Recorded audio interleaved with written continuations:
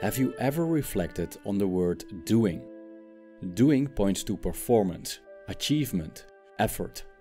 It also implies that there's a doer who engages in doing something and that there's a passive element or the thing that's being done. But does it work that way? Is there a separation between the thing that does and the thing that's being done?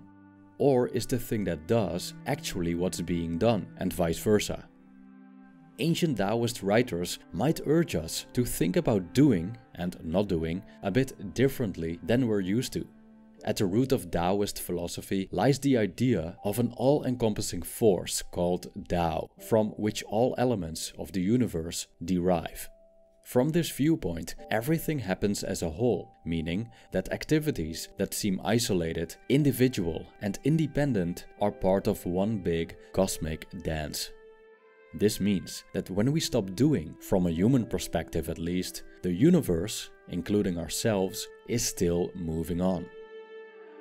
The Tao is the natural flow of existence, in which things aren't forced or controlled, but allowed. This means that it's not entirely clear who or what is the doer and who or what is being done. Things just happen, so it seems. The flow of existence is something we can live by or resist. If we follow the Tao, our lives will be easy. But if we try to resist, our lives will be difficult. When we're mainly focused on striving and straining because we're convinced that only through effort we'll get where we need to be, we may be swimming against the stream. So what if doing isn't always necessary to get things done? What if many of our actions are a waste of time and energy? What if we can take shortcuts in life if we learn how to embark on the natural course? This video explores the paradoxical art of doing without doing and how we can live life the smart way.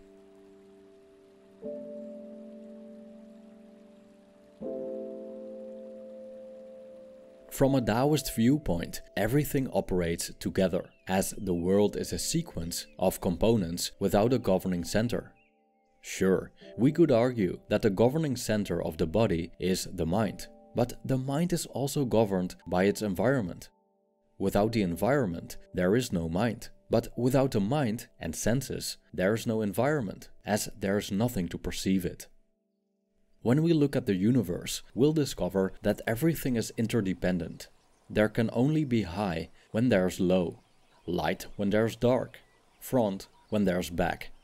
Or as philosopher Alan Watts stated, there are no bees where there are no flowers, and there are no flowers where there are no bees. The relationship between humans and the environment is similar. Even though we think we're separate from our surroundings, we still need a ground to stand on, food to eat, and oxygen to breathe. If we take a look at our breath, for example, we'll see that we have a choice. When we're conscious of it, we can control the breath, but for the most part, the breath happens to us. We can't live without the breath, and the breath can't exist without us. So who's the doer and who is being done? This system of interdependence is the reason that nothing can arise without an equal opposite. These opposites continuously move around a center, attracting and repelling, influencing and being influenced, merging, separating, being part of one big organism, one big happening. And this system, always in motion, is the flow of the universe, or Tao. In this grand manifestation, we're as much human as we're the universe. Is a drop of water in the ocean a drop, or is it the ocean? And when the ocean waves, is it the drops of water that make the waves, or the ocean as a whole?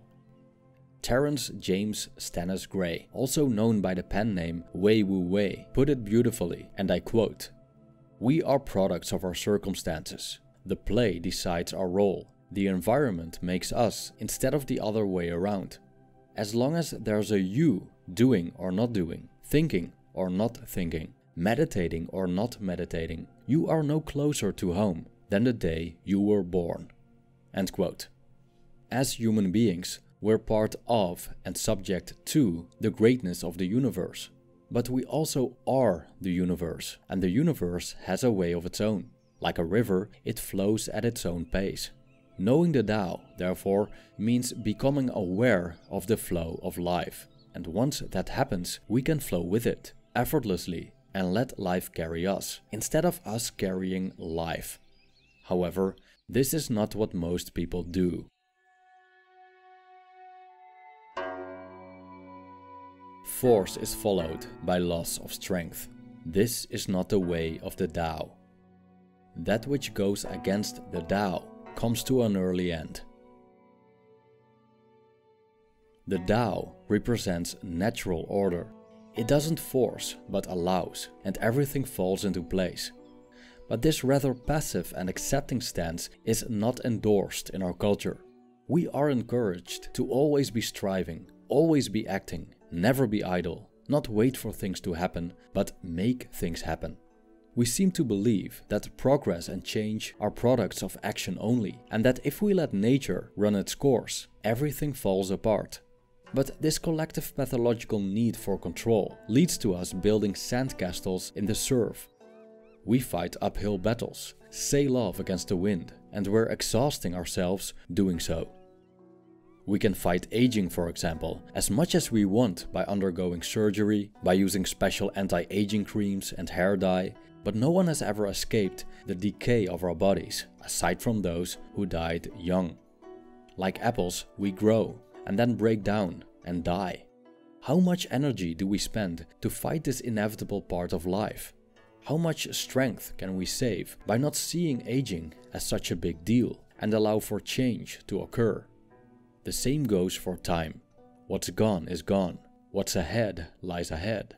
We can hold on to a rock, unable to let go of times that lie in the past. By doing so, we don't see what's unfolding to us in the present, as we're only interested in preserving what cannot be preserved, which is the past. In this case, we're doing, but nothing is getting done. So the problem with going against the flow of life is that we're part of it anyway. No matter how tightly we grab a rock or a branch, no matter how fiercely we swim against the stream, the river still carries us in a certain direction, whether we like it or not. It's unavoidable.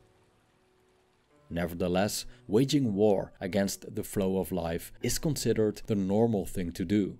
For some reason, always choosing the path of most resistance deserves respect, even when the results are questionable. But what's normal isn't always good, and what's good isn't always normal.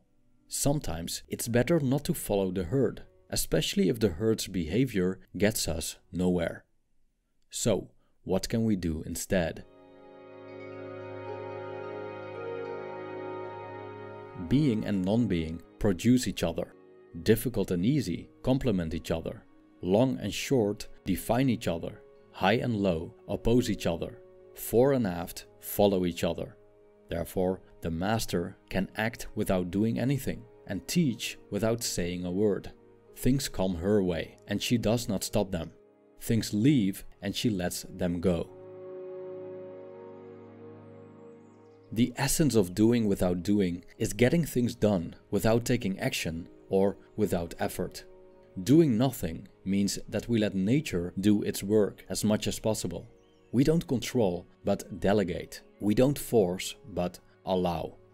The more we allow things, the more order we will have, as the flow of nature is the order in itself, and this order appears by our interventions. If we're too busy grasping, we aren't open to the things coming our way. When a fisherman is impatient, he'll only scare the fish away. But when he's patient, the fish might come to him. Doing without doing is the way of the shortcut. The easy way, as Alan Watts put it. It's the art of using any situation to our advantage. There are ways to accomplish this. It all starts with achieving a state of stillness in which we observe and let the dust settle, so we make room for the world to unfold. Instead of trying to figure things out, which often leads to overthinking, we relax and let the insights arise naturally. By being still, it's also easier to adapt to the current situation, as we're in a state of observance. Adaptation and flexibility are key if we want the easy way, because every set of circumstances has its advantages, threats, and opportunities. When you can't leave the house, for example, the easy way is to focus on tasks you can do inside and around the house. And when you're in traffic in another country, instead of trying to control and impose your will on this alien situation, the easy way is to go with the flow and be led instead of leading. But it's also a matter of figuring out the course of the water current so we can get a free ride, so to speak. The sailor who is aware of the wind can use it to his advantage. And people who manage to ride the wave can make a lot of money quickly and easily. That's why people seek to capitalize on trends or even crises, as they can function as a tailwind. Thus, it's also the art of getting the best results with the least energy possible. However, I think it's important to note that the easy way isn't always the good way when it comes to ethics. Doing without doing means that we become receptive to nature's ways, so they can flow through us and carry us where nature wants us to be. Like drunkards, we become soft, loosen up, let go of our inhibitions, lower our guards, give up resistance, and just let things play out. In a way, it's how we fall asleep. We can't force ourselves to fall asleep, but we make it happen, preferably in the right circumstances. This is also the case with creativity. We can't force creativity, but we can create the right circumstances in which the creative flow is more likely to occur. Doing without doing requires trust. Trust that, despite our inaction, change will happen, as change is nature's default.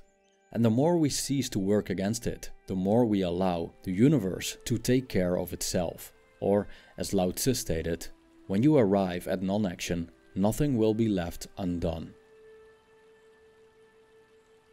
Thank you for watching.